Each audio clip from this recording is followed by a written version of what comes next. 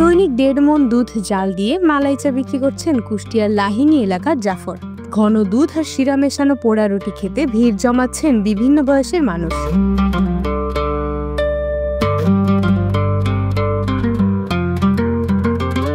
দোকানি জানান, দীর্ঘ 1 যুগ থেকে চা বিক্রি করছেন। গত 1 বছর ধরে এই ভিন্ন ধর্মী চা বানাচ্ছেন সে, আর যাতে মিলছে অভূতপূর্ব সাফল্য। চা হচ্ছে আমাদের কোনো ভেজাল কোনো সিস্টেম নেই, একদম খাঁটি করে দুধ ই করে দুধ জ্বালায়, দুধ সকালে জ্বালাতে এইরকম লাল হয়, লাল হওয়ার পর তারপর টেস্ট আছে।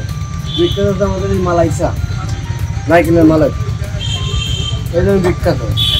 আর চাই করে আমাদের কোনো ভেজাল সিস্টেম নেই। দৈনিক কুষ্টিয়া ও আশপাশের বিভিন্ন অঞ্চলের হাজারো মানুষ এখানে ভিড় জমাচ্ছে তার এই ভিন্নধর্মী চায়ের স্বাদ নিতে। চাটা খুবই স্পেশাল।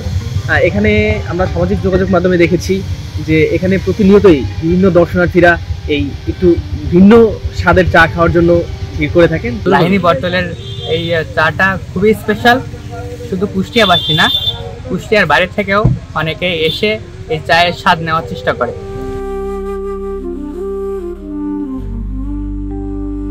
মালাই চা বানাতে প্রথমেই সংগ্রহ করতে হয় গরুর তাজা দুধ।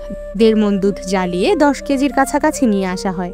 এ সময় দুধের ওপরে জমে থাকা সর এবং ঘন দুধের চা নারিকেলের পাত্রে মিশিয়ে তা পরিবেশন করা হয়। কোনো রকম ভেজাল না থাকা এবং সুস্বাদু হওয়ায় দিন দিন এই চায়ের জনপ্রিয়তা বেড়েই চলেছে।